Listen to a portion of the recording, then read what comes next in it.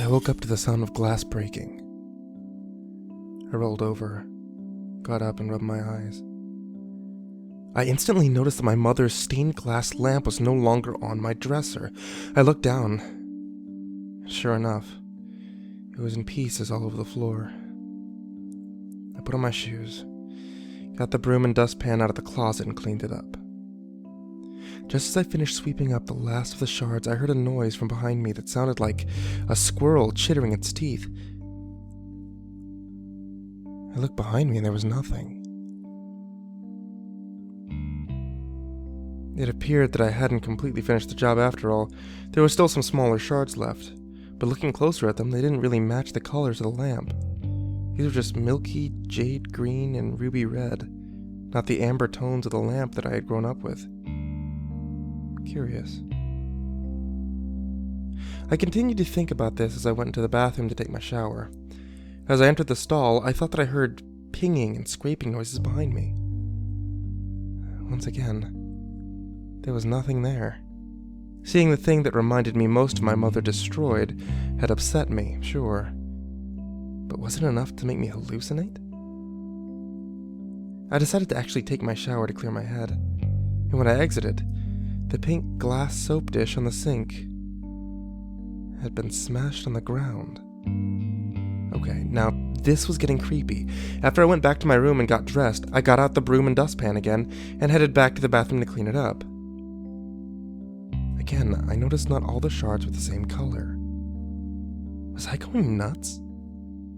Or was someone stalking me?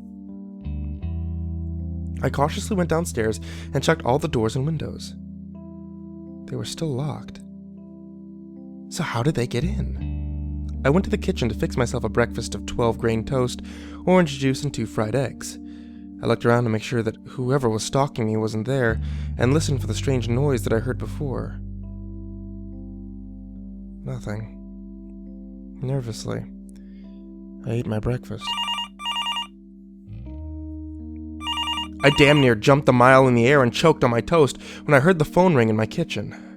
My hand hit the glass of my orange juice, which toppled, fell on the ground, and broke. Okay.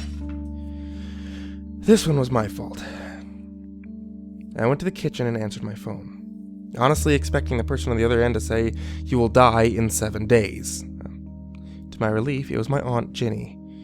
As usual, she just wouldn't shut up about how I never come to see her and how I was a lazy bum, wasting the inheritance I'd gotten from Mom, yada yada yada. About 5 minutes in, I hear the sound of glass breaking about 10 feet from me. I told Aunt Ginny that I would call her back and quickly hung up the phone. The bottle of Shiraz that had been in my fridge had broken this time, the wine soaking into the cracks in the tile floor. Once again, there was different colored shards than those of the bottle mixed in with the mess. And again, I heard the chittering noise behind me, this time much closer, only it was much more like glasses pinging together now that I could hear it more clearly. I went on high alert again. I spun around, and there it was, in the dining room. I couldn't believe it, but there it was. It wasn't human at all. In fact, it wasn't even organic. It was a roughly lizard-shaped thing, the size of a cat, made of glass shards of every imaginable color and opacity, with 4 legs and slightly different sizes. The shape of its head strongly resembled that of a horny toad, and 6 violet orb-like eyes, arranged in circular pattern in the center of its face, around a cobalt blue plate. 2 horns, one a twisted clear spiral, the other a straight green shard, jutted from the sides of its head. Its tail was curved upwards in the shape of a question mark. A large shard jutted out from the underside in crazy angles. The creature was impossible, and yet I was witnessing it. It appeared to be picking through the remains of the recycled green glass tumbler that I had once held my orange juice in. It sorted the large shards from the small ones with its tiny crystalline claws, and sniffed at them. While it was distracted, I tiptoed towards it. When I was almost to it, it suddenly turned to face me, hissed, and zipped off like a lightning bolt.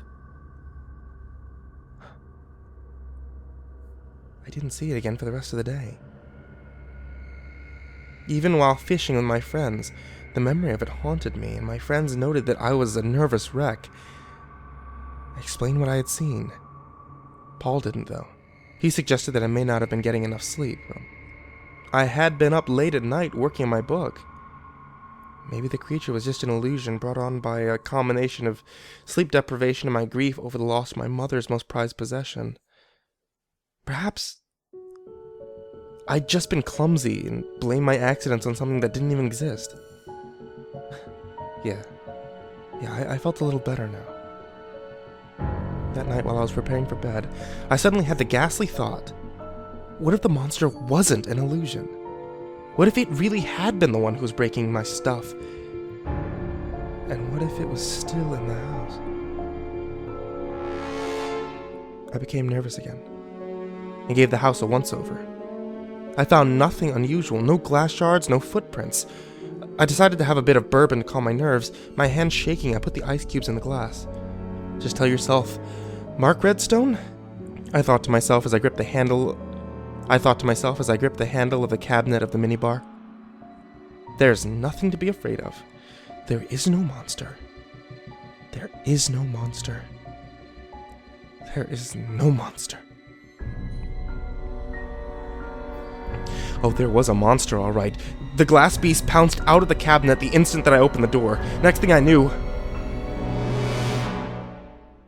I was in the hospital. The doctor explained that I'd been unconscious for 5 hours. It was a good thing that my aunt had come by, seen the scene, and dialed 911. Or I would have died of blood loss from all the lacerations. For once, I was glad Aunt Jenny never left me alone, and now that stupid monster wouldn't get me. But then in the corner of my eye, I saw a flash. I turned my head.